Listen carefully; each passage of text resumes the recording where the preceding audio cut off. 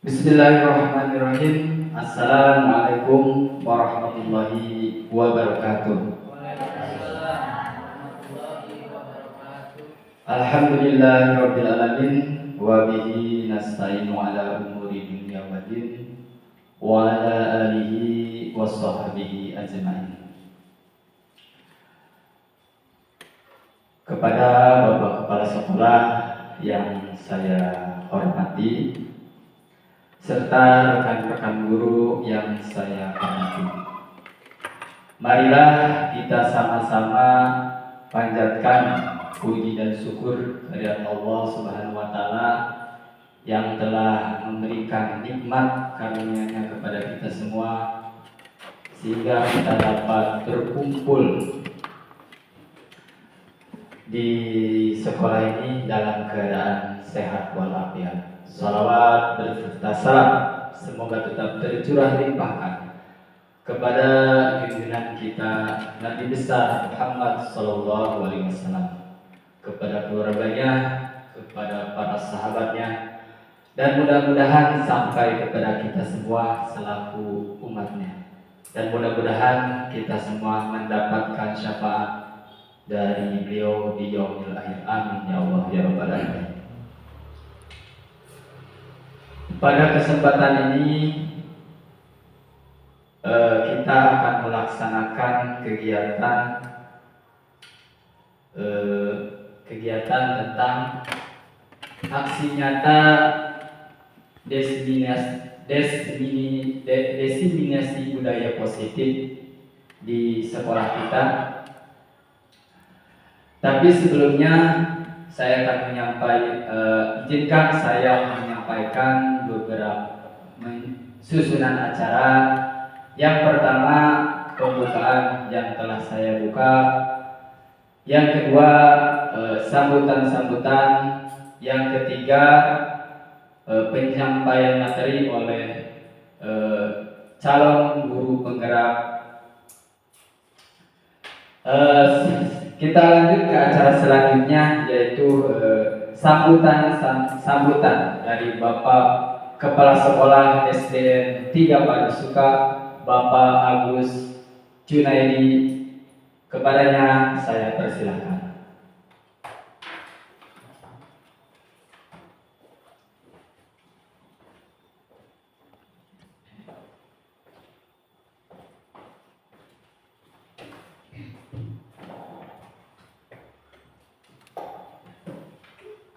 Bismillahirrahmanirrahim. Assalamualaikum warahmatullahi wabarakatuh. Asyhadu an la ilaha illallah wa asyhadu anna Muhammadar Rasulullah. Allahumma shalli ala sayyidina Muhammad wa ala ali sayyidina Muhammad. Wa bihi nasta'inu ala umuri dunya waddin. Wassalatu wassalamu ala asrofil anbiya'i wal mursalin wa ala alihi wa sahbihi ajma'in. Bapak Komite SDN 3 Padusuka yang saya hormati, Dewan Guru SDN 3 Padusuka yang saya hormati, juga kepada ibu-ibu wali orang tua siswa. Alhamdulillah pada kesempatan ini bisa hadir di sini. Marilah kita panjatkan puji dan syukur kehadirat Allah Subhanahu wa taala yang mana pada kesempatan ini alhamdulillah kita ada dalam keadaan sehat walafiat. Salawat dan salam semoga tetap tercurah limpahkan kepada Nabi besar Muhammad sallallahu alaihi wasallam, kepada keluarganya, kepada para sahabatnya, kepada tabi'in sampai kepada kita sekalian. Mudah-mudahan di yaumil akhir kita mendapat syafaat. Amin ya rabbal alamin. Pada kesempatan ini saya selaku Kepala Sekolah SDN 3 Padusuka sangat mendukung sekali dengan adanya di SDN Padasuka ini ada calon guru penggerak. Jadi ini baru pertama kali mungkin yang pertama Bapak Ahmad Soleh Suryadi SPD, beliau sedang melaksanakan kegiatannya, yang mana pada kesempatan ini dengan adanya calon penggerak di SDN 3 Padasuka, alhamdulillah ada perubahan sedikit demi sedikit, yaitu pertama sudah ada buat pagi, apel pagi, dan juga sangat berpengaruh sekali kepada sekolah untuk bisa menjadi berubah dengan adanya calon guru penggerak ini. Mudah-mudahan ini menjadi motivasi kepada guru-guru yang lainnya supaya bisa mengikuti Bapak Ahmad Soleh Suryadi ini. Dengan kegiatan ini Bapak sangat mendukung sekali, yaitu dengan kegiatan aksi nyata diseminasi budaya positif. Mudah-mudahan kedepannya bisa terus berlanjut, ya, sampai nanti apa yang diharapkan oleh Bapak Ahmad Suryadi. Kepada seluruh jajaran guru-guru beserta ibu wali murid, terima kasih sudah bisa hadir di tempat ini. Mudah-mudahan bisa semua berjalan dengan lancar.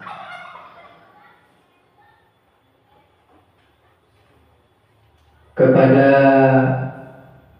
Bapak Ahmad Soleh Suryadi, silahkan dilanjut, ya, karena ini kegiatan ini tidak mengganggu sama sekali kegiatan sekolah, kegiatan belajar mengajar di sekolah, karena kegiatan ini dilaksanakannya setelah selesai pembelajaran di sekolah, ya. Mungkin itu saja dari Bapak, tidak lama, ya, dicukupkan sekian saja. Wabillahi taufiq wal hidayah. Wassalamualaikum warahmatullahi wabarakatuh.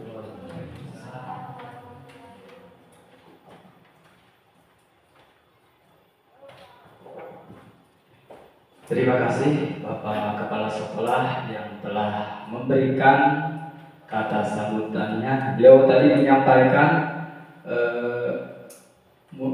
semoga jadi motivasi, ya, bagi rekan-rekan yang belum mengikuti CGP untuk mengikuti calon guru penggerak.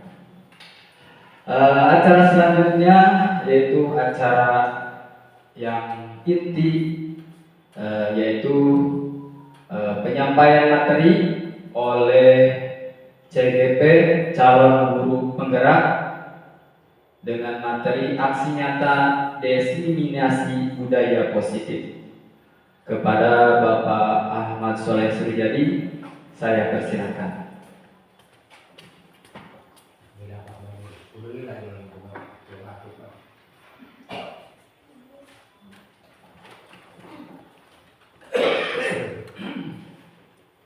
Baik, assalamualaikum warahmatullahi wabarakatuh.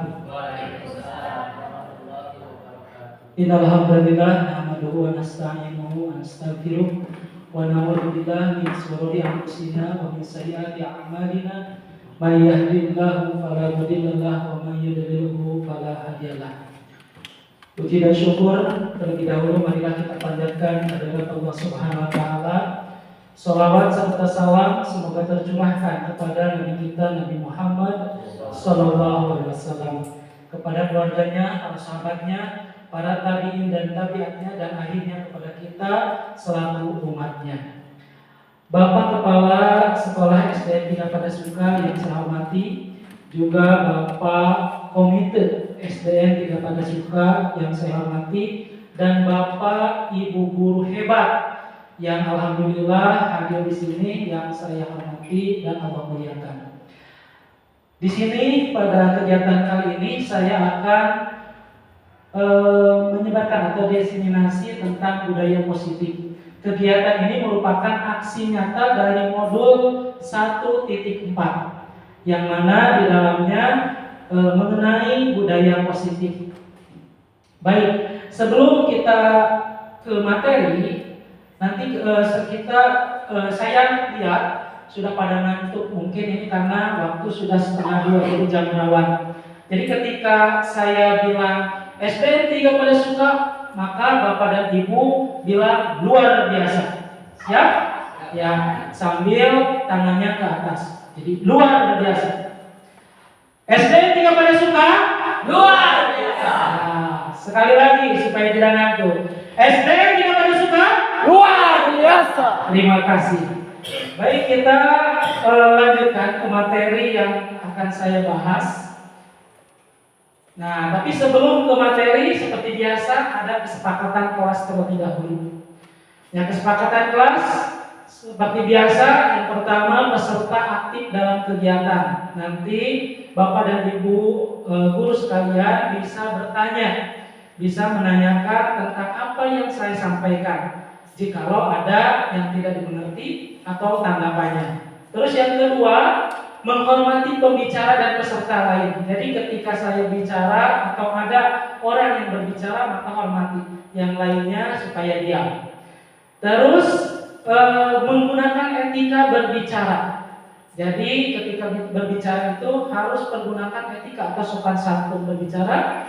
Terus silakan Bapak dan Ibu bisa makan dan minum. Tapi terakhir jaga kebersihannya. Apakah mengenai kesepakatan kelas ini ada yang mau ditambah atau dikurang? Atau sudah cukup? Cukup, alhamdulillah. Baik, kita ke materi selanjutnya. Nah, di sini pada kegiatan ini saya akan membahas tentang konsep inti budaya positif. Yang mana konsep inti dari budaya positif ini yang akan dibahas yang pertama adalah perubahan paradigma belajar. Itu yang pertama. Terus yang kedua nanti akan kita bahas mengenai disiplin positif, nilai-nilai kebajikan, terus kebutuhan dasar manusia, motivasi perilaku manusia, posisi kontrol guru, keyakinan kelas, dan terakhir adalah segitiga restitusi. Nah, ini ada 8. Jadi kita butuh waktu lama untuk membahas ke-8 konsep inti budaya positif ini. Kita lanjut. Yang pertama adalah pembahasan tentang perubahan paradigma belajar. Bapak dan Ibu guru sekalian, mengenai perubahan paradigma belajar, apa itu paradigma belajar? Di sini ada pembelajaran dengan paradigma baru merupakan pembelajaran yang dirancang berdasarkan prinsip pembelajaran berdiferensiasi, sehingga para peserta didik belajar sesuai kebutuhannya, sesuai tahap perkembangan untuk mewujudkan profil pelajar Pancasila. Nah, sebentar lagi kita 2024 ini akan melaksanakan kurikulum merdeka. Maka pembelajaran kepada murid itu kita menggunakan pembelajaran berdiferensiasi. Mungkin dari ibu atau bapak guru ada yang tahu apa sih pembelajaran berdiferensiasi? Iya. Mungkin ada yang ingat waktu kuliah atau waktu pelatihan, atau lupa sama sekali karena banyak pikiran jadi lupa lagi. Apa itu pembelajaran diferensiasi? Ibu-ibu pernah nggak, bapak dan ibu guru pernah nggak belajar tentang pembelajaran berpusat pada murid dan pembelajaran berpusat pada guru? Pernah? Pernah, pasti ya. Waktu kuliah kita belajar tentang pembelajaran yang berpusat pada guru dan pembelajaran yang berpusat pada murid. Nah, kalau dulu kurikulum dulu biasanya pembelajaran itu berpusat pada guru. Jadi setiap pembelajaran guru emang coba.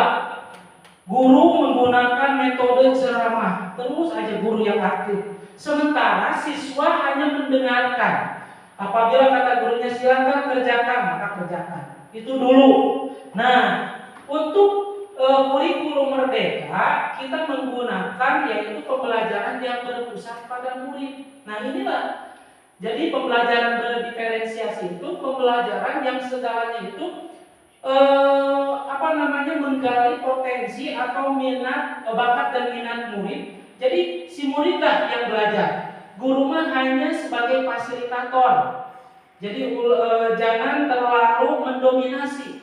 Maka pembelajaran berdiferensiasi ini sangat cocok untuk zaman sekarang. Hal ini tentunya sesuai dengan apa yang disampaikan oleh Ki Hajar Dewantara. Tahu Ki Hajar Dewantara, Bapak dan Ibu? Tahu tentunya. Kalau Bapak Ki Hajar Dewantara itu merupakan tokoh pendidikan ya di Indonesia. Beliau juga pernah menjadi Menteri Pendidikan. Menurut Ki Hajar Dewantara, kita itu harus mengutamakan segala sesuatu itu harus mengutamakan murid. Jadi murid di atas segala-galanya. Nah, untuk apa? Supaya perkembangannya untuk mewujudkan profil Pancasila. Nah, profil Pancasila itu mana saja? Nah, ini profil Pancasila ini ada 6. 1, 2, 3, 4, 5, 6. Yang pertama, beriman dan bertakwa kepada Tuhan Yang Maha Esa dan berakhlak mulia. Terus berkebinekaan global. Terus bergotong royong, mandiri, kreatif, dan bernalar kritis. Ini adalah 6 yang merupakan profil Pancasila. Ini merupakan filosofi apa yang disampaikan oleh Ki Hajar Dewantara. Jadi kita itu pembelajaran untuk mewujudkan profil pelajar Pancasila. Baik, yang selanjutnya. Kebanyakan di sini ada tentang miskonsepsi atau salah konsepsi tentang teori kontrol. Ada yang pertama, ilusi guru mengontrol murid. Jadi guru mengontrol murid. Terus yang kedua, ilusi bahwa semua penguatan positif, efektif dan bermanfaat. Terus ada ilusi bahwa kritik dan membuat rasa bersalah mampu menguatkan karakter. Terus ada ilusi bahwa orang dewasa berhak memaksa. Ini adalah pembelajaran atau yang sering kita lakukan oleh Bapak dan Ibu guru waktu dulu. Terkadang tidak terasa kita memaksa kepada murid. Terus murid dikontrol oleh kita. Apalagi yang ini membuat rasa bersalah mampu menguatkan karakter. Terkadang kita berbicara ke murid. Atau nah, cobalah anak-anak itu diam, hargai Bapak, tolong nanti Bapak akan dimarahin oleh kepala sekolah. Terkadang kita suka berbicara begitu. Padahal itu adalah miskonsepsi tentang teori kontrol. Yang selanjutnya, nah, ice breaking. Jadi supaya tidak ngantuk, ada ice breaking dulu. Apa ice breakingnya? Nah, yang kemarin masih ketika ini sudah disampaikan, clue-nya yaitu 1 tahun 12 bulan. Ini ice breaking ya. Mungkin Bapak dan Ibu guru masih ingat dengan ice breaking ini. Masih ingat tidak? Nah, alhamdulillah kalau masih ingat. Nah, sekarang kalau kemarin waktu kita pendampingan, kita clue-nya itu keliling dunia. Pertanyaannya keliling dunia. Sekarang kita akan berkeliling Indonesia. Ya, ingat kata tebakannya atau clue-nya yaitu 1 tahun 12 bulan. Masih ingat Pak Dono? Insya Allah. Masih. Insya Allah. Nah, ini bulan Januari, guru SDN 3 Padasuka pergi ke Sulawesi. Ingat, Bulan Januari, guru SDN pada suka pergi ke Sulawesi. Bulan Februari, mereka pergi ke Demak. Nah, karena kita berkeliling Indonesia, maka daerah Sulawesi, daerah Demak itu kan termasuk kota-kota yang ada di Indonesia. Masya Allah, luar biasa. Bulan Maret, ia pergi ke mana? Atau mereka pergi ke mana pada bulan Maret? Jadi bulan Januari, SDN pada suka juga guru-gurunya pergi ke Sulawesi. Sementara bulan Februari, guru-guru SDN tidak pada suka pergi ke Demak. Maka pada bulan Maret pergi ke mana? Boleh kotanya bebas. Bebas, silakan. Jogja. Jogja. Bebas, boleh. Ke Jogja. Ke Tangerang. Januari ke Sulawesi, Februari ke Demak, dan bulan Maret pergi ke Tangerang. Bagus, betul. Terus ada lagi yang lain? Selain ke Tangerang? Ternate, betul. Maka bulan Juni ke kota mana? Pak Nur masih bingung. Pangandaran.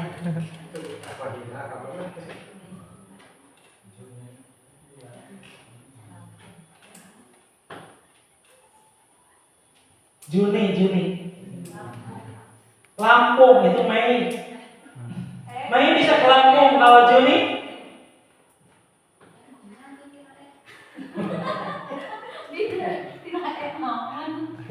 Boleh bulan Mei kita ke Lampung.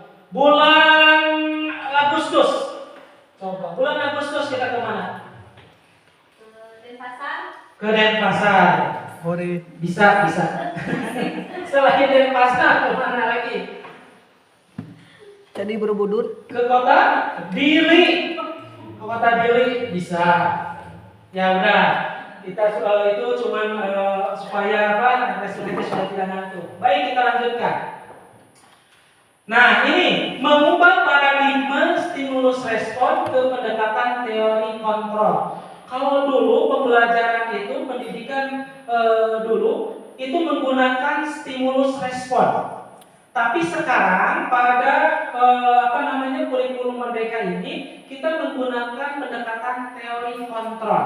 Jadi peralihan mengubah paradigma stimulus respon ke pendekatan teori kontrol. Nah, ini yang termasuk stimulus respon. Yang pertama, realitas kebutuhan kita sama. Kita sering berpandangan bahwa kebutuhan manusia itu sama. Nah, itu waktu stimulus respon. Nah, sementara untuk teori kontrol, menurut teori kontrol, kita itu berbeda, kebutuhan itu berbeda. Saya menginginkan mobil, mungkin Bu Nining menginginkan motor, atau saya menginginkan pesawat terbang, mungkin Bu Nining kapal laut. Itu pasti berbeda-beda. Nah, berarti stimulus respon kalau dulu kebutuhan kita itu sama, maka teori kontrol kebutuhan kita berbeda. Selanjutnya, semua orang melihat hal yang sama dulu. Maka teori kontrol setiap orang memiliki gambaran berbeda. Jadi beda pandangan gitu ya. Jadi setiap kepala berbeda pandangan. Lalu kita mencoba mengubah orang agar berpandangan sama dengan kita. Itu dulu. Ini menurut stimulus respon. Kita mencoba mengubah orang agar berpandangan sama dengan kita. Bisa bukan? Bisa nggak kita memaksa pandangan orang lain sama dengan kita? Tidak mungkin. Nah, menurut teori kontrol bahwa kita berusaha memahami pandangan orang lain tentang dunia. Jadi orang memahami kalau teori kontrol. Selanjutnya, perilaku buruk dilihat sebagai suatu kesalahan. Ketika anak berbuat kesalahan, orang tadi dicaci maki. Oleh kita dicaci maki. Padahal itu kita harus lihat dulu apa sih kesalahan anak tersebut. Misalkan si Doni setiap harinya itu selalu meminta makanan kepada temannya. Kalau kita mah bahasa Sunda mah malak. Kata Nabi minta uang. Anak yang lain jajan pasti harus setor atau harus ngasih ke si Doni. Nah, oleh kita sebagai guru jangan langsung memvonis bahwa si Doni itu melakukan kesalahan atau kita marahi. Tetapi sebaiknya si Doni itu dipanggil lalu ditanya, Apa sih masalahnya? Kemungkinan si Doni itu belum sarapan atau tidak dikasih uang jajan oleh orang tuanya. Nah, dari kita bertanya kepada si Doni, maka kita akan tahu permasalahan yang terjadi yang ada pada Doni tersebut. Itu. Terus orang lain bisa mengontrol saya. Itu menurut stimulus respon. Maka teori kontrol hanya Anda yang bisa mengontrol diri Anda. Nanti kita ada permainan ya. Jadi orang lain bisa mengontrol saya, tetapi menurut teori kontrol hanya Anda yang bisa mengontrol diri Anda. Terus, saya bisa mengontrol orang lain. Kita bisa mengontrol orang lain, maka Anda tidak bisa mengontrol orang lain. Itu menurut teori kontrol. Selanjutnya, pemaksaan ada pada saat bujukan gagal. Jadi ketika ada paksaan muncul ketika saat bujukan gagal. Tetapi menurut teori kontrol, kolaborasi dan konsensus menciptakan pilihan-pilihan baru. Selanjutnya, model berpikir menang kalah kalau stimulus respon. Maka untuk model teori kontrol, model berpikir menang-menang. Jadi stimulus kontrol menganggap si anak itu menang, kita menang, anak pun menang. Nah, untuk stimulus respon murid salah, kita yang menang. Jadi guru selalu menang sendiri. Beres gak?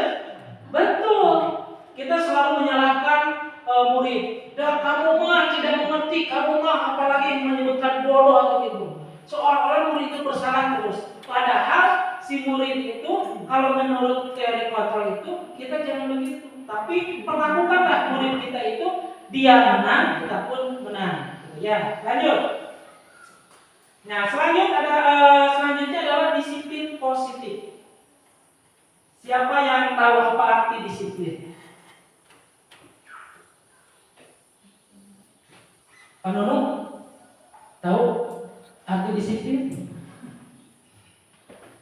Siapa yang tahu dari disiplin artinya?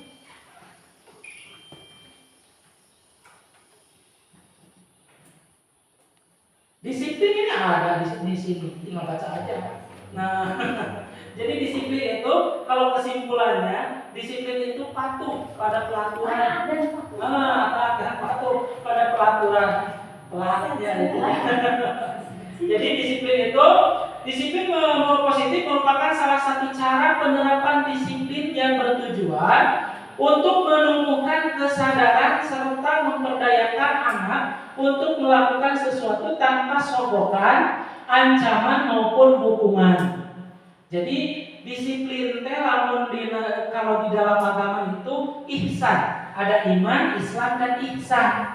Jadi walaupun tidak ada guru, si anak sudah mulai disiplin. Misalkan di SD 3 pada suka masuk jam 7. Nah, anak yang sudah merasa disiplin, mungkin dia jam 7 kurang 5 sudah standby di sekolah, sudah ada. Tetapi kalau muridnya belum ihsan, belum merasa bahwa disiplin itu merupakan budaya positif, budaya yang baik, mereka itu seolah-olah masuk jam 7 itu karena takut dihukum, takut ada teguran dari guru. Apalagi kalau Pak Lukman sudah berjaga di gerbang. Ketika murid telat, wah si murid itu sudah bergetar, aduh aku telat 5 menit nih, gimana ada Pak Lukman? Mungkin merasa begitu. Nah, kalau ya orang atau anak yang sudah disiplin itu ada Pak Lukman atau tidak ada Pak Lukman, ya sudah jam 7 kurang 5 sudah standby di sekolah. Gurunya pun sama. Kata Bapak Kepala Sekolah Ibu dan Bapak Guru, tolong sekarang masuknya jam 7.15, Bapak dan Ibu Guru harus ada di sekolah. Satu kali perintah saja, itu kalau yang sudah memiliki rasa disiplin, itu akan bertanggung jawab. Walaupun Pak Agus belum datang, karena Pak Agus atau aturan di sekolah jam 7.15 harus hadir di sekolah, maka jam 7:10 Bapak dan Ibu Guru sudah berada di sekolah. Tapi kalau Ibu dan Bapak gurunya tidak memiliki rasa disiplin karena terpaksa, Kalau ada Pak Agus jam 7 lebih 10 atau jam 7 udah standby di sekolah, maka ketika Pak Agus memberitahukan hari ini Bapak tidak akan ke sekolah. Wah, kita hore. Asik, Pak Agus tidak ke sekolah. Saya bisa berangkat jam setengah 8 atau jam 7:20. Akhirnya datangnya pada siang. Berarti belum tertanam rasa disiplin, gitu ya. Jadi baik kepada anak maupun kepada guru-gurunya, disiplin itu harus diterapkan atau harus membudaya. Jadi jangan sampai karena hukuman atau karena teguran. Kalau kita berdisiplin karena teguran atau karena takut dihukum, maka kita itu disiplinnya akan jangka pendek. Gitu ya. Lanjut. Yang selanjutnya yaitu tentang pembahasan nilai-nilai kebajikan. Nilai-nilai kebajikan itu adalah nilai-nilai kebaikan. Nah, nilai-nilai kebaikan atau nilai kebajikan universal yang menyeluruh adalah prinsip moral dan etika yang diakui secara luas oleh berbagai budaya dan agama di seluruh dunia. Nah, apa saja contoh atau nilai kebajikan institusi atau organisasi? Nah, di sini ada yang pertama profil pelajar Pancasila yang tadi. Itu adalah di dalamnya merupakan nilai-nilai kebajikan. Yang pertama tadi beriman dan bertakwa pada Tuhan Yang Maha Esa dan berakhlak mulia. Itu adalah nilai-nilai kebajikan. Bagaimana kita menciptakan murid supaya beriman, supaya melaksanakan kewajibannya dan menjauhi larangan yang diperintahkan oleh Allah Subhanahu wa taala. Alhamdulillah untuk SDN 3 Padasuka sudah dilaksanakan nilai kebajikan ini. Yang pertama ada sholat duha bersama, terus ada sholat duhur bersama, terus membaca Quran sebelum pembelajaran, terus ada lagi kita untuk membudayakan supaya murid kita beriman dan bertakwa, itu kita mengaji atau setiap Jumat itu ada yang namanya kultum. Bahkan kultum itu setiap hari, setiap sesudah melaksanakan sholat duhur kita mengadakan kultum. Itu adalah merupakan nilai-nilai kebajikan yang diambil dari profil pelajar Pancasila. Terus berkebinekaan global. Kita kepada murid menanamkan bagaimana si murid ini bisa menghargai, bisa menghormati baik seagama ataupun di luar agama kita.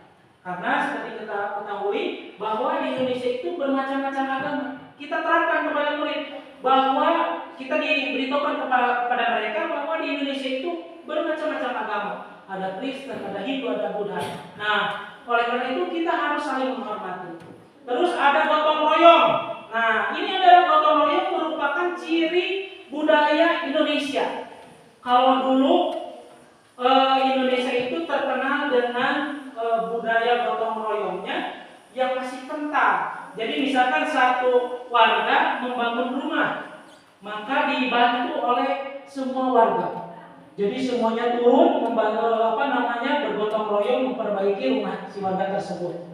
Terus mandiri, kreatif dan bernalar kritis. Jadi kita menerapkan kepada murid itu supaya mereka menuntut ilmu, bisa menambah ilmu dengan literasi, dengan membaca, baik membaca kitab suci atau membaca buku-buku cerita, buku-buku ilmu pengetahuan.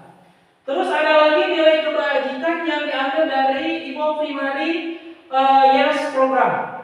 Yaitu yang pertama toleransi, rasa hormat, integritas, mandiri, menghargai dan sebagainya.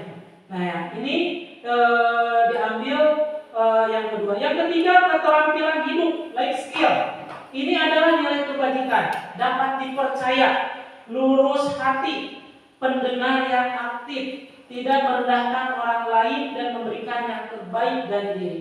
Ini merupakan nilai-nilai kebajikan. Apalagi kita sekarang sudah digalakkan bahwa kita tidak boleh membuli orang lain. Nah, ini Ada keterampilan hidup di sini. Tidak merendahkan orang lain.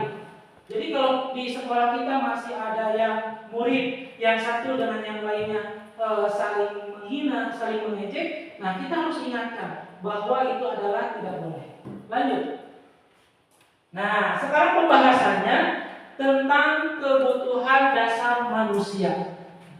Kebutuhan dasar manusia.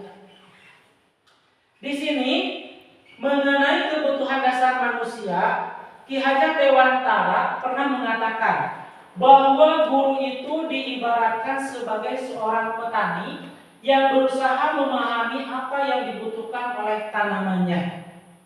Ya, jadi kita seorang guru itu harus mengetahui apa sih kebutuhan yang dibutuhkan oleh peserta didik kita. Ini sama dengan yang disampaikan oleh Ki Hajar Dewantara. Guru itu ibarat petani, sementara murid itu ibarat tanaman. Nah, jadi kalaulah si petani itu ingin si tanamannya bagus, misalkan kita menanam padi, jadi si murid itu ibarat padi. Kita itu tidak bisa ketika menanam padi, maka tanaman padi itu harus berubah menjadi jagung. Tidak mungkin kan? Nah, tetapi si petani hanya bisa menuntun. Si petani itu hanya bisa mengurus padi tersebut. Jadi kalau ingin bagus padinya, ya harus diolah terlebih dahulu tanahnya. Dikasih pupuk supaya subur. Unsur hara yang ada di dalam tanahnya supaya menjadi baik. Terus ketika sudah ditanam si padinya dikasih pupuk. Terus disemprot. Terus dibasmi hama-hama yang menempel pada padi tersebut. Terus harus diperhatikan sampai si padi tersebut sampai ketika panen. Jangan sampai si petani tersebut ketika menanam, kalau sudah menanam udah aja, maka si padinya nantinya akan gagal atau kalau bahasa Sunda gabungnya apa gitunya si padinya tersebut. Nah, kita pun sama. Seorang guru itu ketika mendidik anak atau peserta didik itu harus diperhatikan kebutuhan apa saja yang mereka perlukan, kebutuhan apa saja yang mereka butuhkan. Kita rawat mereka, kita perhatikan, kita kasih ilmu pengetahuan. Tapi ketika ngasih ilmu pengetahuan, hanya ilmu pengetahuan saja kita transfer, tidak boleh. Tetapi kita harus perhatikan karakternya, terus sopan santunnya atau adabnya, kita harus perhatikan. Nah, nanti lulusan dari SD 3 Padasuka itu akan sesuai dengan apa yang kita harapkan atau sesuai dengan visi SDN 3 Padasuka. Nah, apa saja sih kebutuhan dasar manusia itu? Yang pertama, kasih sayang dan rasa yang pertama itu bertahan hidup. Nah, yang pertama bertahan hidup. Manusia itu di dunia ini akan terus bertahan hidup kalau diberi makanan, kalau ada makanan. Kita bisa mencari atau memberikan makanan, maka kita akan bertahan hidup. Maka apabila kebutuhan kita untuk bertahan hidup ini ada masalah saja, maka kita akan berbuat yang di luar dugaan. Contoh tadi, si Doni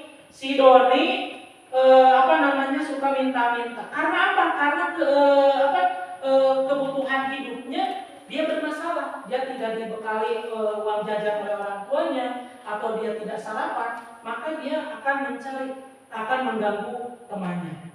Yang kedua yaitu kasih sayang dan rasa diterima di kelompoknya mungkinnya ini. Jadi terkadang kita melihat si anak itu pingin disayang, pingin kasih sayang dari gurunya, dia itu pingin diperhatikan saja. Ini biasanya untuk kelas 1. Jadi guru-guru kelas 1 biasanya si anak ini mah pinginnya diperhatikan terus. Karena ini kebutuhan kasih sayang. Sudah kurang kasih sayang, maka dia akan berbuat yang tidak-tidak. Gitu ya. Terus kebebasan. Kebutuhan kebebasan. Yang selanjutnya yaitu kesenangan. Kita itu butuh kesenangan, kita butuh kegembiraan. Terus yang selanjutnya itu penguasaan. Nah, kalau masalah penguasaan, sering kita melihat anak yang suka mengganggu kan ketika belajar. Misalkan kita kasih tugas matematika tentang pengerjaan luas persegi panjang. Kalau yang lainnya mengerjakan, ini mah satu orang kerjaannya mengganggu. Jadi dia mau kesana kemari mengganggu temannya.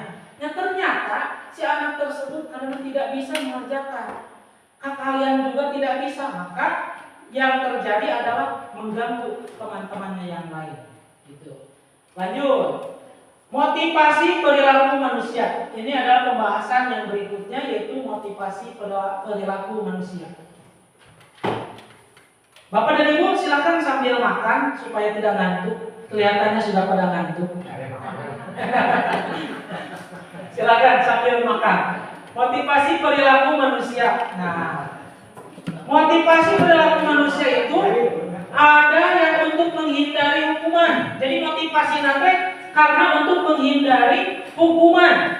Contohnya, kalau yang motivasi yang menghindari hukuman, kita memberikan pekerjaan rumah kepada murid kita. Kalau yang sudah ada motivasi yang datangnya dari dalam, dia pasti akan mengerjakan dengan sungguh-sungguh. Nah, tetapi yang untuk menghindari hukuman, dia akan mengerjakan pekerjaan rumah itu asal-asalan. Nah, yang penting mengerjakan, karena si bapak dan ibu guru kalau kita mengerjakan tidak akan kena hukuman. Itu karena dorongannya untuk menghindari hukuman. Nah, sekarang kita seperti kita ya ke sekolah itu yang penting hadir bapak dan ibu guru. Yang penting kepala sekolah senang aja. Masalah di kelas kita main HP atau ngobrol, nah itu mah masalah kedua. Yang penting kepala sekolah senang dulu. Nah, terkadang seperti itu untuk menghindari hukuman. Yang selanjutnya untuk mendapatkan penghargaan. Terkadang si murid itu termotivasi untuk mendapatkan penghargaan. Dia terobsesi misalkan untuk menghafal surat-surat pendek karena si gurunya berjanji atau pernah berkata bahwa siapa yang ketalar atau yang menghafal satu juz terakhir dalam Al-Quran maka akan diberikan 500.000. Maka anak termotivasi menghafalkan semangat. Apakah itu baik? Baik, tapi jangkanya tidak panjang. Itu motivasinya tidak akan berlangsung lama. Tapi sebentar, selama dikasih hadiah, dia mau menghafal. Tapi pas berikutnya silakan hafal juz yang ke-29, tapi oleh Bapak tidak akan dikasih hadiah. Maka anak tersebut mampu menghafal enggak? Atau bersungguh-sungguh menghafal enggak? Nah, biasa ini untuk mendapatkan penghargaan. Yang selanjutnya, untuk menjadi diri sendiri dan menghargai diri dengan nilai-nilai yang dia percaya. Nah, ini yang bagus, Pak. Untuk menjadi diri sendiri dan menghargai diri dengan nilai-nilai yang dia percaya. Jadi, si murid itu menghafal juz ke-30 karena untuk menghargai diri. Bahwa dia itu mau menjadi diri sendiri dan menghargai diri dengan nilai-nilai yang dia percaya. Dia mempunyai keyakinan bahwa kalau ia menghafal juz ke-30, dia akan mendapatkan pahala dari Allah Subhanahu wa taala. Nah, ini motivasi yang ketiga ini yang bagus ya. Selanjutnya guru harus bisa menumbuhkan motivasi eksternal terus motivasi internal. Jadi untuk menghindari hukuman itu termasuknya dan mendapat penghargaan itu termasuk ke dalam motivasi eksternal atau di luar diri kita. Sementara menjadi diri sendiri dan menghargai diri dengan nilai-nilai yang dia percaya itu termasuk pada motivasi internal atau yang ada di dalam diri kita. Nah, motivasi internal ini berlangsung akan lama. Walaupun sampai tua dia akan termotivasi karena sudah tertanam di dalam diri. Sementara motivasi eksternal biasanya jangka pendek, gitu ya. Dengan menghindari hukuman atau pemberian hargaan yang berlebihan. Nah, ini. Jadi kita berusaha supaya bagaimana mengubah motivasi eksternal itu menjadi motivasi internal, gitu ya. Yang selanjutnya, ini ada 3. Yang pertama hukuman, terus kedua konsekuensi dan restitusi. Mungkin dari Bapak dan Ibu guru ada yang tahu tidak apa itu hukuman? Memberikan sanksi. Bagus. Jadi hukuman itu memberikan sanksi. Kalau konsekuensi,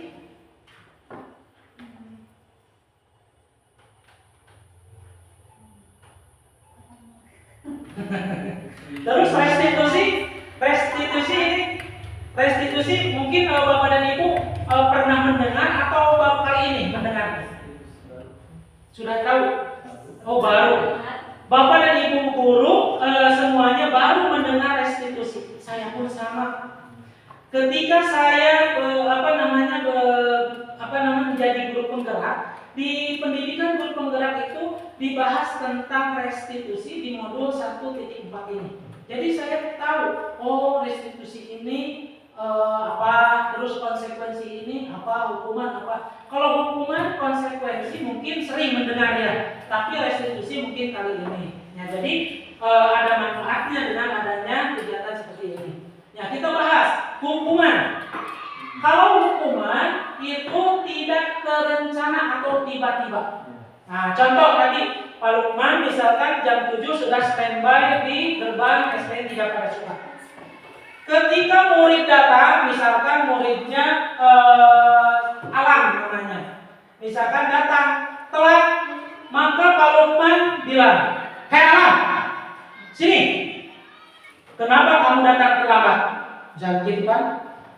Coba kamu pusat 100. Nah, itu hukuman atau konsekuensi atau restitusi?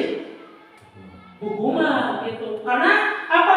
Tidak terencana tiba-tiba. Kan kalau kan tidak merencanakan dari rumah. Kalau yang terlambat nanti akan dihukum sekian jam, misalkan akan dihukum menulis 1000 kata. Tidak kan?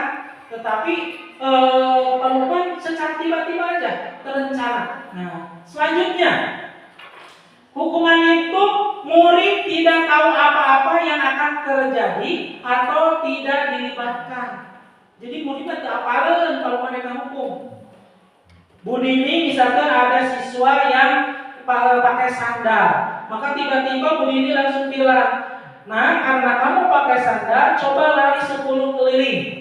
Wah, 10 keliling lapangan sekolah itu masih anak-anak pasti kuat. Tapi 10 keliling alun-alun, wah lumayan anak-anak bisa pingsan. Nah, itu adalah hukuman. Itu anak tidak tahu. Anak itu tidak tahu apa yang akan terjadi dan mereka tidak dilibatkan. Selanjutnya, bersifat satu arah. Jadi hukuman itu bersifat satu arah. Jadi siapa yang berkuasa maka dia yang akan menyuruh. Di sini guru menyuruh muridnya. Kan murid tidak mungkin sok sekarang kamuan sebuah jam, tidak mungkin gitu. Tetapi satu arah. Jadi gurunya memerintah supaya si murid itu dihukum dengan tadi sebuah jam misalkan. Terus berupa hukuman fisik dan psikis. Bisa berupa kata-kata. Misalkan berupa hukuman berupa psikis dengan verbal. Sering kita lakukan ketika anak berbuat salah. Damane kamu mah, jadi pintu ini rusak. Coba sih ketik. Jumpa lagi masuk kalau jawaban disebut bodoh disebut.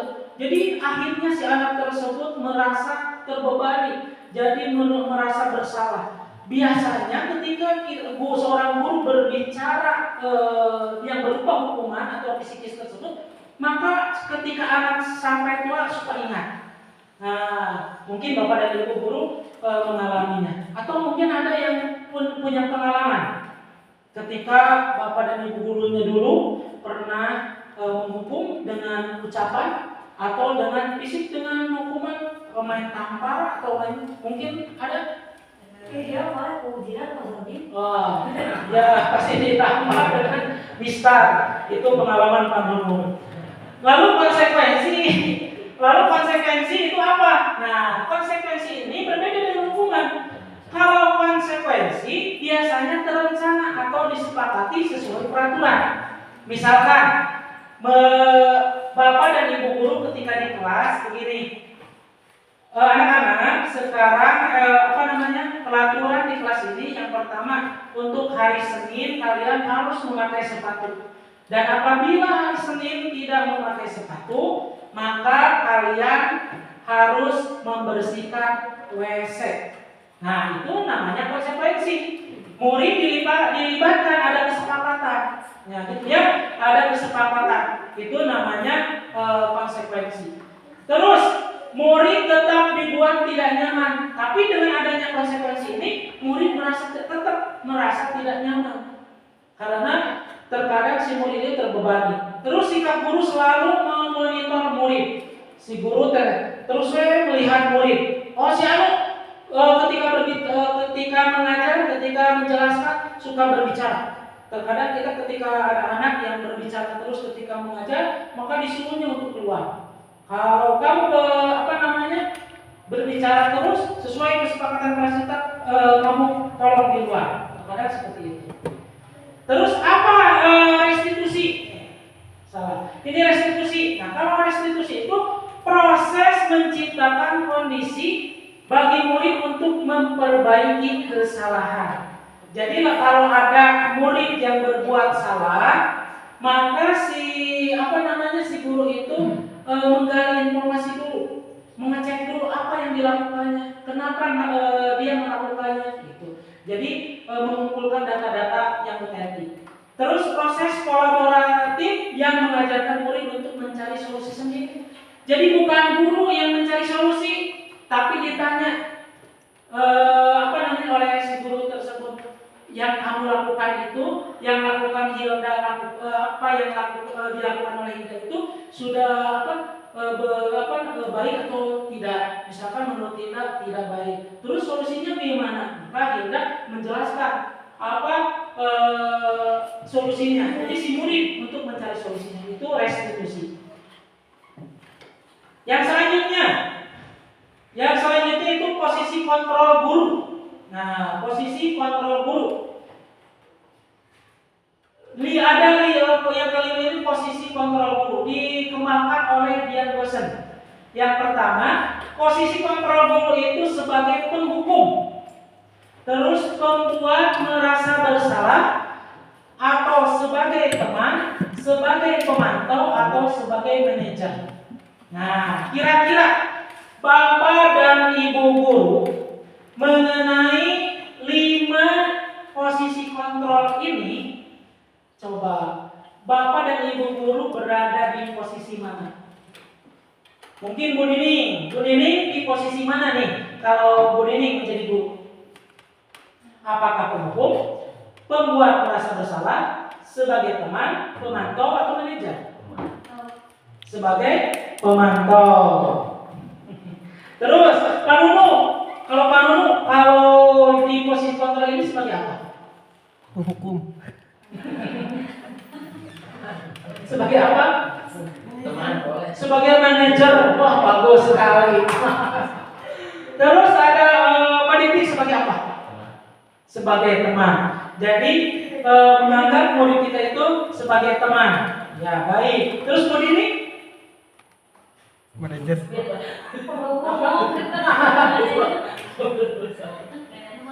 Manajer. Nah, kalau saya sendiri terkadang sebagai penghukum. Jadi ketika anak tidak mengerjakan PR, ya kita suruh misalkan, tapi hukumannya yang mendidik. Misalkan membersihkan WC, atau membuang sampah, atau memungut sampah-sampah yang berserakan. Itu ya. Terus itu adalah sebagai penghukum. Terus ada yang membuat merasa bersalah. Kalau membuat merasa bersalah itu, si murid itu terbebani. Karena apa? Si gurunya terkadang suka berbicara begini. Kalau membuat merasa bersalah, kalau kamu berbuat lagi seperti itu, ibu itu merasa kurang ibu bapak ini sudah gagal mendidik kamu. Terus ibu itu malu, bapak ini malu sama kepala sekolah. Terus apa kata wali kelas yang lain? Kelas 4 mau pada rawong. Kelas 4 ini nakal-nakal. Bapak ini malu sama kelas 1, kelas 2, kelas 3 gitu. Nah, nantinya pada anak itu dia merasa bersalah. Oh, yang aku lakukan itu sudah salah ya, membuat Bapak Ahmad menjadi terhina, merasa jadi mempermalukan Pak Ahmad, itu membuat merasa bersalah. Kalau teman, biasanya kalau teman itu kalau si anak berbuat salah, Dede kenapa main bola di kelas? Karena bapaknya belum kesini. Ya udah, simpan dulu bolanya, nggak apa-apa, nanti lanjutkan lagi. Atau kalau bisa nanti main bolanya di lapang. Kalau sekarang simpan aja, atau boleh disimpan di meja bapak. Nggak apa-apa ya, sambil tersenyum biasanya, atau sambil mengusap, atau sambil menyentuh anak tersebut. Nah itu sebagai teman. Kalau pemantau itu biasanya dia memantau tentang si murid itu. Kenapa kamu terlambat? Karena Pak, saya terlambat itu bangunnya kesiangan. Besoknya kesiangan. Kenapa kamu terlambat lagi? Saya Pak deh. Atau kalau besok nanti bangunin sama orang tua kaliannya, terus dipantau dikasih arahan. Itu sebagai pemantau. Nah sebagai manajer teman, ini adalah selain menggali kenapa dia berbuat salah, terus dia mencarikan solusi bersama-sama dengan murid. Jadi si murid yang akan mencari solusinya dengan bantuan gurunya. Jadi kenapa kamu melakukan tersebut? Nah, kalau jadi kamu, bapak juga akan berbuat yang sama. Itu dia biasanya seperti manajer. Nah, ini ada contoh tentang kelima posisi kontrol tersebut.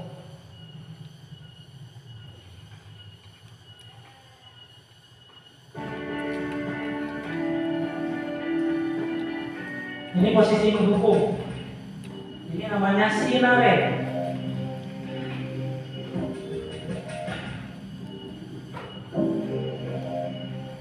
Naren! Sini kamu! Selamat pagi Bu. Selalu terlambat. Kamu deh, pasti terlambat.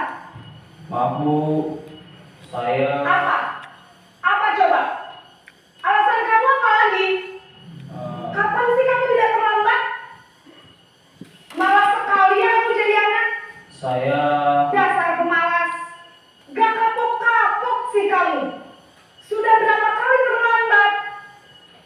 Sana, kamu keliling lapangan basket 2 kali. kenapa saya harus ke lapangan basket Bu?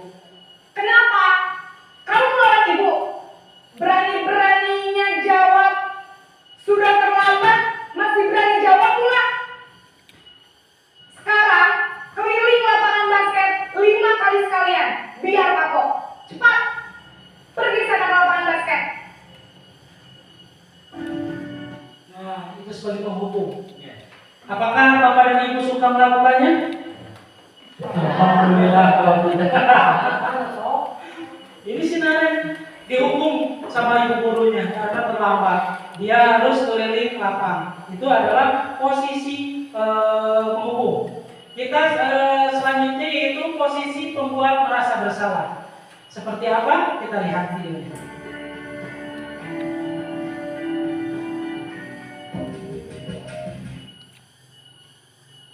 Ini kamu. Selamat pagi Bu. Selalu terlambat. Kamu deh, pasti terlambat. Maaf Bu, saya Apa? Apa coba? Alasan kamu apa lagi? Yang tadi ya. Kapan sih kamu tidak terlambat? Gak kapok-kap. Pilih lapangan basket. Sudah Nah ini posisi membuat merasa bersalah.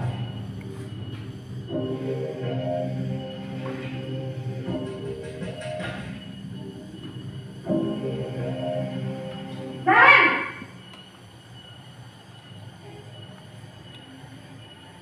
selamat pagi Bu. Naren. Kamu kenapa terlambat lagi, nak? Ya Tuhan, Naren. Kamu senang ya bikin ibu susah ya? Kalau kamu terlambat lagi, nanti ibu yang ditegur bapak kepala sekolah, nak. Disangka ibu tidak bisa membina kamu. Duh, gimana ini?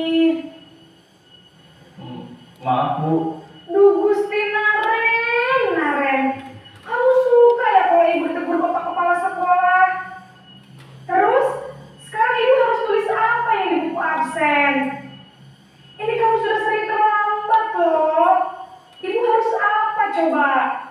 Maaf Bu, maaf sekali.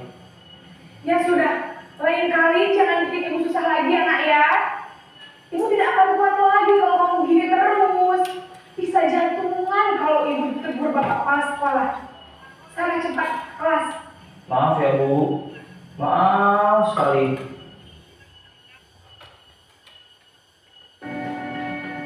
Sekarang posisi pemantau atau monitor.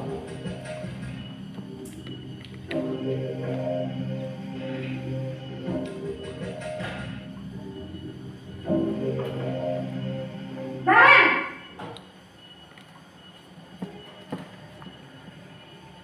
Selamat pagi Bu. Naren, apa peraturan sekolah kita tentang jam berapa kita harus masuk sekolah, nak? Kita harus di sekolah jam 7 Bu. Iya betul, sekarang sudah jam 7.20. Naren sudah tahu konsekuensinya jika terlambat hadir. Paham Bu, saya harus tinggal kelas pas jam istirahat selama 20 menit. Iya benar, konsekuensinya demikian.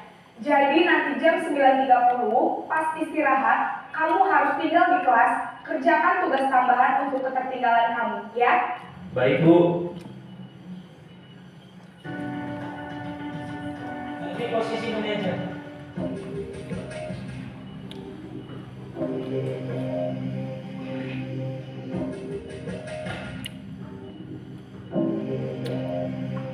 Naren!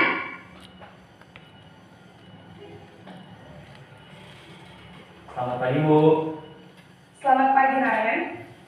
Maaf Bu, saya terlambat. Iya, sekolah masuknya jam 7, sekarang sudah jam 7.20. Jadi sekarang bagaimana ini Naren? Maaf Bu, saya lupa setel alarm saya semalam. Baiklah, menurut kamu, keyakinan sekolah yang mana yang perlu kamu tingkatkan? Menghargai diri sendiri dan orang lain mungkin ya Bu. Setuju. Jadi, apakah Naren meyakini prinsip saling menghormati tersebut? Iya Bu, saya meyakininya. Apakah Naren bersedia memperbaiki masalah keterlambatan ini? Bersedia Bu. Bagaimana kamu akan perbaiki masalah keterlambatan ini? Saya akan coba untuk tidak lupa menyetel alarm saya Bu. Baik, kalau Naren lupa menyetel alarm di rumah, ada orang yang kira-kira bisa bantu mengingatkan tidak? Ada Bu, kakak saya, Kak Emma. Ada lagi selain Kak Emma? Selain Kak Emma, ada ibu saya. Baik, jadi yang mengingatkan Naren adalah Kak Emma dan ibu kamu ya? Kira-kira akan mulai setel alarm kapan nih Naren? Setelah pulang sekolah, akan segera saya lakukan. Baik, jadi Naren akan setel alarm untuk bangun besok pagi dan akan diingatkan oleh kakak dan ibunda Naren ya. Ada lagi yang mungkin perlu dilakukan Naren agar tidak terlambat bangun lagi. Tidak ada Bu. Baik Naren, terima kasih untuk kerjasama kamu. Sekarang kamu perlu kembali ke kelas untuk belajar. Baik Bu, terima kasih. Nah, itu adalah tentang video bagaimana menggambarkan posisi kontrol Bapak dan Ibu guru selama ini. Apakah sebagai penghukum atau pembuat merasa bersalah atau pemantau sebagai teman atau sebagai manajer.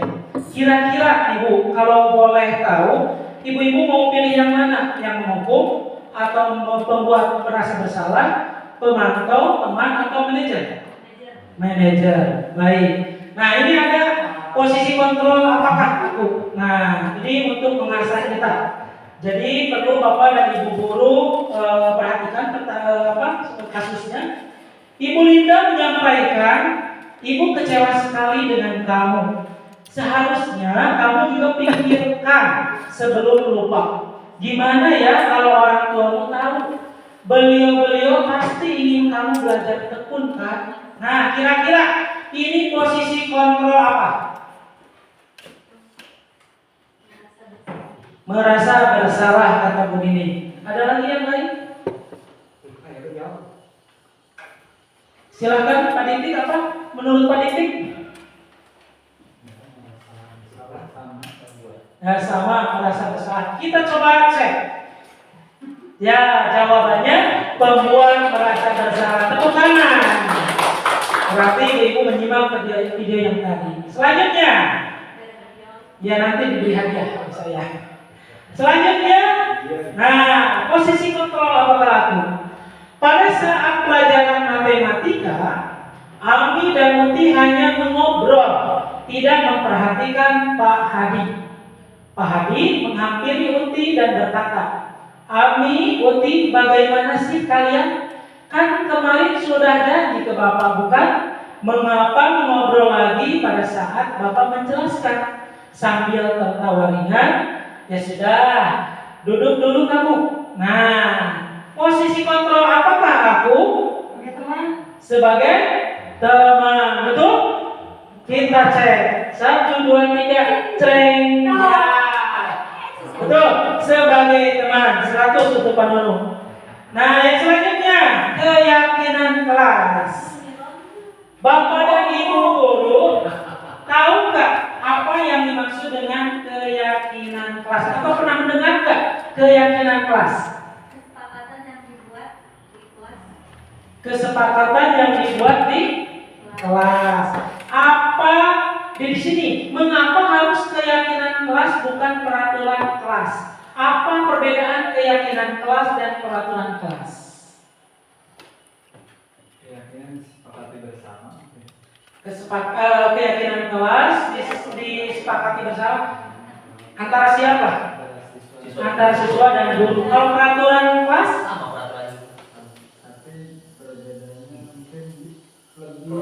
perbedaannya mungkin oleh gurunya. Kalau keyakinan kelas itu dibuat antara guru dan siswanya melalui kesepakatan atau curah pendapat ya. Tetapi kalau peraturan kelas biasanya yang membuat itu adalah gurunya tersebut. Ada di sini mungkin ya, di kelas ini ada namanya tata tertib sekolah atau tata tertib kelas. Nah, biasanya kalau tata tertib atau peraturan itu memakai bahasa negatif. Seperti siswa harus atau jangan membuang sampah sembarangan, atau siswa harus memakai atribut sekolah dan sebagainya. Itu biasanya peraturan. Kata-katanya ada yang positif dan ada yang negatif. Nah, kalau keyakinan kelas, Bapak dan Ibu guru semuanya harus menggunakan kata-kata positif. Kata-kata positif. Nah, di sini pembentukan keyakinan kelas. Jadi ketika kita membuat atau mau membuat keyakinan kelas, maka kata-katanya jangan kata-kata negatif. Misalkan jangan buang sembarangan, jangan bertengkar, jangan melempar makanan atau jangan melempar sampah. Itu kan negatif, kata-kata jangan. Nah, harus kata-katanya yang positif seperti saling menghormati, saling menghargai, jujur. Terus apa lagi yang kata-kata positif? Sampahmu tanggung jawab.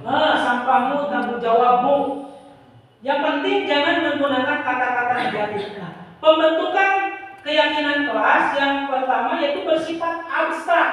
Abstrak itu tidak terlihat ya. Kalau konkret terlihat, kalau abstrak tidak terlihat ya. Nah, jadi bersifat abstrak. Terus yang kedua mengandung nilai-nilai kebajikan universal, mengandung nilai-nilai kebajikan yang menyeluruh. Contohnya tadi disiplin dalam bertindak atau jujur dalam bertindak, disiplin pada peraturan. Itu kata-kata kebajikan atau kata-kata positifnya. Dibuat dalam pernyataan positif, terus mudah diingat. Biasanya keyakinan kelas itu mudah diingat, seperti disiplin, jujur, mudah diingat. Sesuai dengan situasi dan kondisi kelas, kita bisa menyesuaikan dengan situasi kelas. Terus semua warga sekolah kelas harus dilibatkan. Nah, biasanya ketika kita membuat keyakinan kelas seperti di kelas 4, saya membuat dari kantor terlebih dahulu ditulisi keyakinan kelas. Lalu si anak-anak itu dibagikan kertas yang ditempel itu, terus disuruh menuliskan kata-kata positif atau kata-kata positif tentang pernyataan tentang keyakinan kelas. Maka di sana ada yang menulis disiplin, jujur, saling menghormati, saling menyayangi. Setelah itu si anak-anak menempel Nah, lalu oleh saya dipilih mana yang sama. Kalau yang sama diambil, terus nanti yang terpilih dibacakan. Dan itu setiap hari itu harus dibacakan, harus diingatkan kepada siswa-siswa kita supaya mereka itu selalu ingat tentang keyakinan kelas tersebut. Lanjut, ice breaking lagi supaya tidak ngantuk. Ini ada ice breaking, hiburan. Siap. Clue-nya adalah berapa kata yang disebutkan.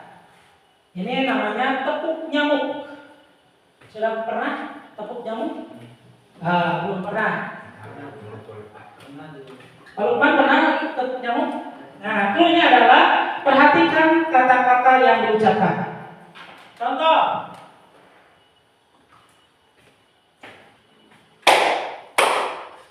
Ada berapa? Dua. Betul. Berapa nyamuk yang mati? 3. 4. Berapa? 4. Bagus. Masih berbulan. Masya. Nah, berapa yang mati? 3. 7. Berapa Pak Nurul? Nah, Bu Dini? 4. Bu Dini? 3. 1. Yang benar siapa? 6. Bu Dini. Kan perhatikan kata yang diucapkan. Jadi bapak-bapak mah dan ibu-ibu melihat berapa nyamuk yang saya tepuk ya. Nah, bukan itu, tetapi apa ya, berapa kata-kata yang diucapkan. Kata tadi berapa yang mati misalkan. Berapa yang mati berarti ada berapa kata? 3. Gitu. Sudah tahu? Coba kan dulu Mas Kimo. Ya. Yang mati berapa? 2. Pak Nuno.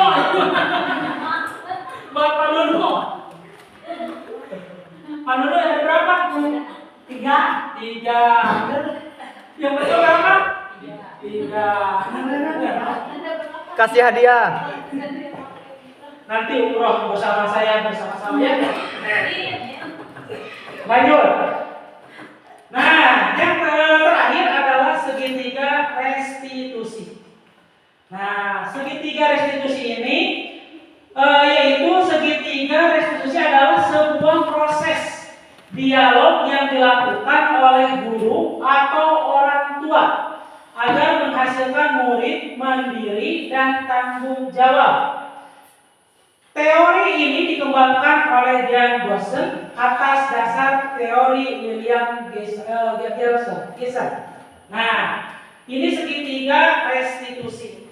Ketika murid kita berbuat salah, maka pendekatannya kan tadi ada posisi kontrolnya 5. Nah, kita menggunakan segitiga restitusi untuk menyelesaikannya.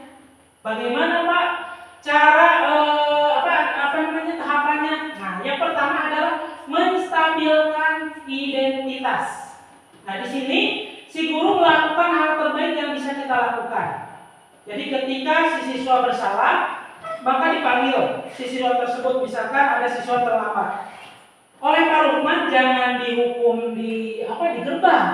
Itu kalau menghukum, kalau tidak boleh kita pakai tadi posisi kontrol manajer. Nah, nanti pendekatannya kita menggunakan segitiga restitusi. Nanti setelah masuk, lalu setelah istirahat, si siswa yang terlambat itu panggil. Kalau bisa jangan sampai di depan teman-temannya. Maka kalau di depan teman-temannya itu biasanya menjatuhkan. Ya, tetapi dipanggil ke kantor. Nah, lalu tanya, misalkan nama murid itu adalah Suci. Suci, tadi Bapak lihat kamu datang ke sekolah terlambat 5 menit. Nah, kira-kira apa sih? Kenapa Suci bisa terlambat? Nah, itu adalah menstabilkan identitas. Nanti Suci itu akan bilang, "Oh Pak, saya terlambat itu karena bangunnya kesiangan," gitu ya. Itu dia di dalam jawaban Suci. Terus yang kedua, validasi tindakan yang salah. Semua perilaku memiliki alasan. Suci bisa dikatakan nggak kepada Bapak, kenapa Suci sering terlambat? Atau kenapa Suci datangnya terlambat? Nanti alasannya bla bla bla terus disebutkan oleh anak tersebut. Nah, nanti kita tanyakan keyakinannya. Menurut Suci, keyakinan kelas apa yang telah Suci langgar? Nah, nanti kalau sudah dibuat keyakinan yang tadi, keyakinan kelas yang tadi, maka Suci itu akan bilang bahwa keyakinan kelas yang ia langgar itu yaitu tentang disiplin. Disiplin mengenai waktu. Oh, pelanggaran yang saya lakukan yaitu mengenai disiplin, gitu ya, keyakinan disiplin. Itu adalah ketiga restitusi.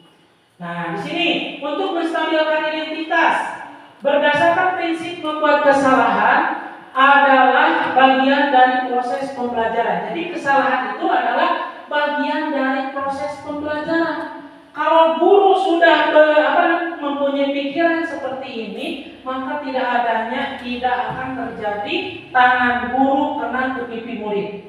Nah, kalau si gurunya sudah menyadari bahwa kesalahan itu adalah bagian dari proses pembelajaran. Jangan sedikit-sedikit main cubit, sedikit-sedikit disuruh berdiri di depan kelas. Nah, kalau si gurunya mempunyai kesadaran bahwa kesalahan itu adalah sebagian dari proses pembelajaran, maka tidak akan terjadi seperti itu. Nah, di dalam menstabilkan identitas ini adalah pertanyaan-pertanyaannya. Nah, berbuat salah itu wajar. Jadi ini pertanyaannya. Dalam menstabilkan identitas, tidak ada manusia yang sempurna. Tadi seperti Suci, kata-kata untuk menstabilkannya, ya Bapak maklum Suci terlambat ke sekolah karena bangun kesiangan. Tidak apa-apa Suci, Bapak juga seperti itu pernah melakukan hal seperti itu. Tidak ada manusia yang sempurna. Namun menyambung dengan validasi tindakan. Terus yang selanjutnya, ibu bapak juga pernah melakukan itu. Ibu bapak tidak mau mencari siapa yang salah, tapi ibu bapak ingin mencari solusi dari permasalahan ini. Terus kamu berhak merasa begitu. Terkadang ada teman dan anak-anak bertengkar. Misalkan ada yang mencontek, terus anak yang diconteknya tadi marah kepada anak-anak yang mencontek. Kita bisa dalam menstabilkan identitas ini menggunakan pertanyaan seperti itu. Lanjut, untuk validasi tindakan yang salah. Validasi tindakan yang salah berdasarkan prinsip setiap perilaku berupaya memenuhi suatu kebutuhan tertentu. Nah, kata-kata ini, kamu pasti punya alasan mengapa melakukan hal itu. Nah, itu. Terus padahal kamu bisa melakukannya lebih buruk dari ini ya. Tetapi kamu tidak melakukannya, boleh. Terus kamu patut bangga karena telah melindungi suatu yang penting buatmu apabila ada yang bertengkar. Terus kamu melakukannya karena mempertahankan sesuatu yang penting bagimu. Ini adalah validasi tindakan yang salah ketika kita memvalidasi tindakan yang salah.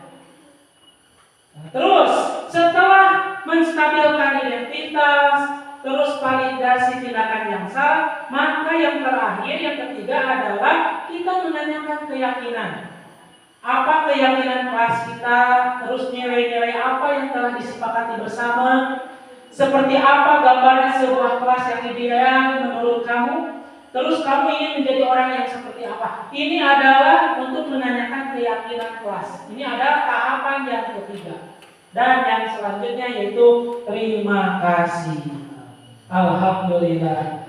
Nah, mungkin itu saja yang bisa saya sampaikan dan saya kembalikan kepada pembawa acara. Bila ada pertanyaan silakan nanti setelah pembawa acara. Terima kasih Bapak Ahmad Soleh Suryadi yang telah menyampaikan materinya dengan jelas ya, dengan jelas, dengan gamblang.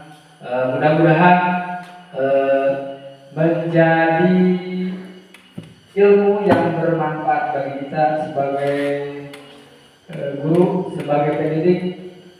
Ilmu yang tadi disampaikan kita dapat terapkan ya, kita amalkan kepada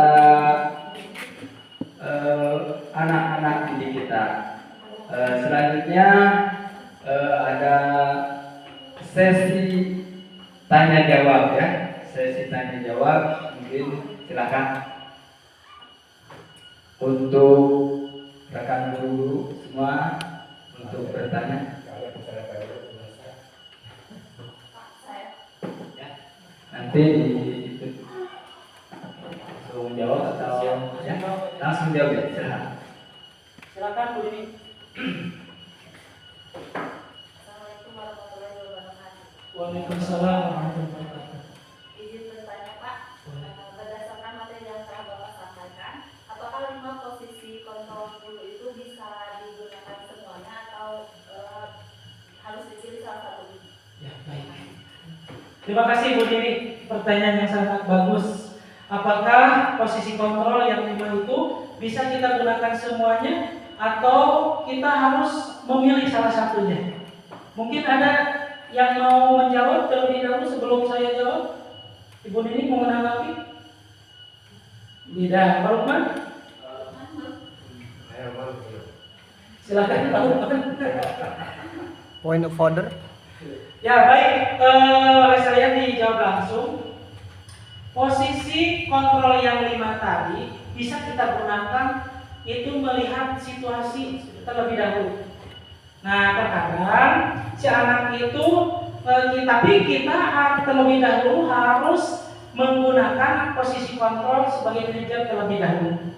Kita apa sih kita gali penyebabnya? Kita gali mengapa dia melakukan hal tersebut. Terus kita dengan segitiga restitusi tadi, terus tanyakan keyakinan. Apabila si anak tersebut masih melakukan hal yang sama pada hari berikutnya, maka kita bisa menggunakan 4 kontrol yang lain. Misalkan dia dipantau, bisa pemantau atau sebagai teman terlebih dahulu, atau mungkin yang terakhir kita hukum. Tetapi hukumannya tentunya saja hukuman yang mendidik. Jangan sampai si anak itu ketika dihukum dia teringat dan ingin balas dendam kepada gurunya. Kita teringat tahun 2000 berapa ya? 2002, 2003 atau apa di Kabupaten Garut, tepatnya di Cibiuk, ada seorang guru yang keluar habis ngajar dibunuh sama pedang oleh muridnya sendiri. Itu ternyata masalahnya sepele. Si anak itu dinasehati, tetapi karena tapi si gurunya itu menasehatinya langsung, misalkan langsung menampar atau apa. Jadi yang terbesit pada si murid tersebut dia dendam. Dia sakit hati karena ditampar oleh gurunya. Jadi ketika beberapa tahun dia keluar dari sekolah, dia masih ingat waktu dia ditampar oleh gurunya.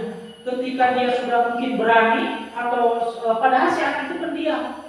Nah, dia mengambil pedang, lalu si guru keluar dari sekolah, lalu ditebaslah si guru tersebut dan akhirnya meninggal. Ternyata anak yang membunuh tadi ketika ditanya polisi apakah merasa menyesal atau tidak, dia mengatakan tidak menyesal. Karena guru tersebut telah menampar saya, telah menyakiti saya, dan telah memperlakukan saya. Nah, itu mudah-mudahan tidak terjadi di SDN 3 Padasuka. Jadi ketika kita memberikan hukuman atau perbaikan kepada murid, maka gunakanlah posisi kontrol yang terbaik, yaitu tadi sebagai manajer. Jangan sampai kita menggunakan posisi kontrol sebagai penghukum. Apa alasannya?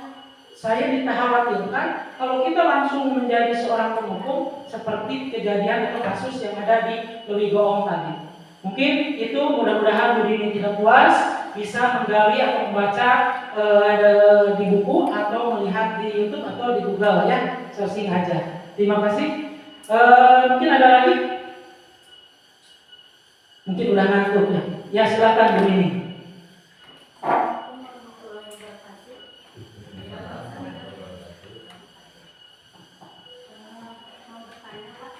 Silahkan. Kadang dari orang tua ya ada yang ngomong gitu, Bu, anak-anak suka dihukum kalau kamu nakal, kalau berkelahi gitu sama temannya, ngamen bawang sok menang dihukum nanti menulis berapa lembar gitu. Menghukum seperti itu apa boleh atau tidak? Atau ada lagi orang tua yang berbicara, si anak dihukum dengan cara kalau nakal harus bayar. Padahal kan itu untuk mendidik. Guru itu mungkin memberikan hukuman itu untuk mendidik supaya anak itu tidak melakukan hal yang tersebut lalu tidak nakal. Gimana menurut Bapak? Ya, baik. Mungkin ini komplain dari orang tua. Oh, orang tua. Ada hubungannya kan dengan apa menghukum seperti itu boleh atau tidak? Ya, siap. Yang pertama kasusnya mungkin anak dihukum oleh gurunya menulis misalkan 1000 kata atau sabuku dihukum nanti. Tapi kira-kira itu menghukumnya mendidik tidak? Menurut Bapak dan Ibu? Kalau menurut saya mendidik ya. Kalau kelas-kelas rendah, kalau anak dihukum dengan menulis 1000 kata, misalnya 1000 itu, si anak kan tulisannya jadi bagus. Apalagi kalau dia terus akan jerah, tidak akan melakukan hal yang sama. Nah, mungkin untuk kita sebagai pendidik itu bagus karena menghukumnya mendidik. Tetapi terkadang orang tua juga ada yang komplain, aduh gara-gara saya dihukum menulis 1000 kata atau sabuku, jadi si anak kan malas sekolah. Nah, itu tentunya harus dikembalikan lagi kepada gurunya. Kita coba dulu menghukumnya dengan menuliskan jangan terlalu banyak. Tapi kalau dia melakukan hal yang sama, kita tingkatkan lagi. Tapi sebelum kepada hal tersebut seperti saya tadi, kalau bisa seperti melakukan proses kontrolnya sebagai manajer. Jadi kenapa sih si anak ini melakukan hal yang sama? Atau mengapa si anak tersebut melakukan hal tersebut?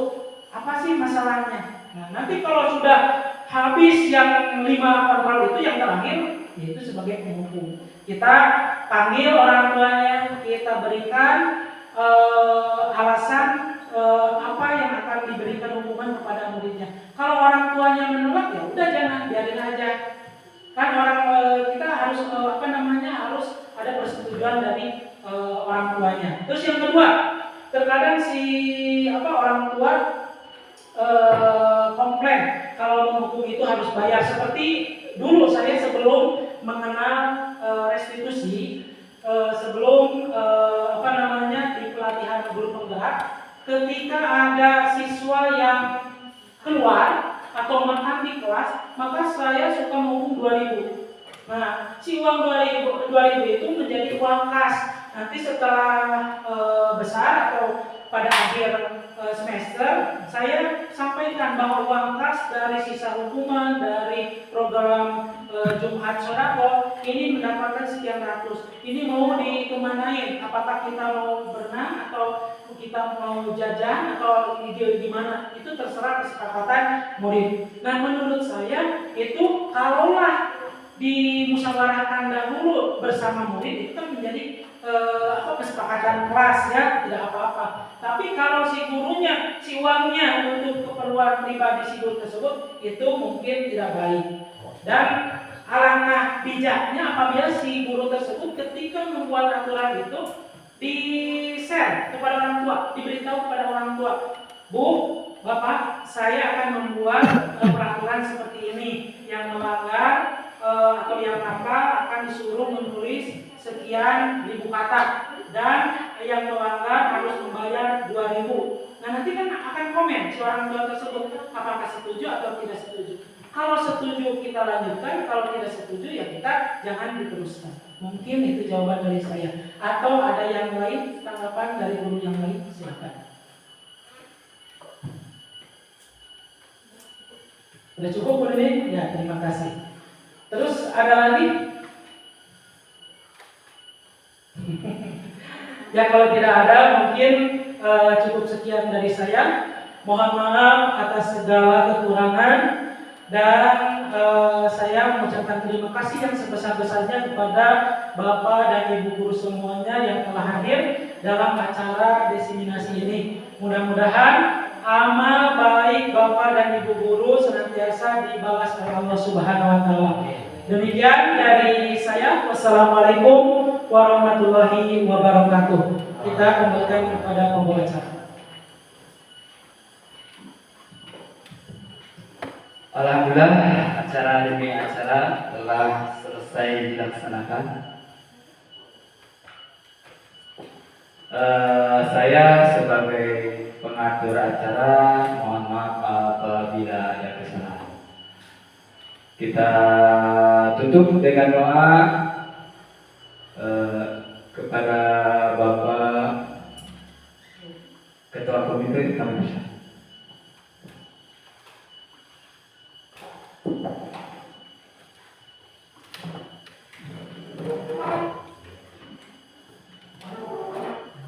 Allahumma shalli ala Muhammad. Bismillahirrahmanirrahim. Alhamdulillahirabbil alamin.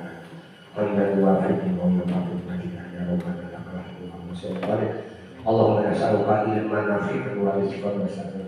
Rabbana inna nas'aluka munajjatan bihi imanan wa Rabbana faghfir lana dzunubana wa kaffir 'anna sayyi'atina wa tawaffana ma'al abrar. Rabbana wa atina ma wa'adtana ala rusulika wa la tukhzina yawmal qiyamah. Inna rabbana hab lana min azwajina wa dhurriyyatina qurrata a'yun waj'alna lil Allahumma shalli ala Muhammad sallallahu alaihi min jami'il ahwali wal afat wa tasawwur wa iyyakum. Rabbana atina fid hasanah wa fil akhirati hasanah wa qina adzabannar. Subhanaka rabbil alamin. Al-Fatihah. A'udzubillahi minasyaitonir rajim. Ar-Rahmanir-Rahim. Maliki yaumiddin. Iyyaka na'budu wa iyyaka nasta'in. Ihdinas siratal mustaqim. Siratal ladzina an'amta 'alaihim ghairil maghdubi 'alaihim waladdallin. Assalamualaikum warahmatullahi wabarakatuh.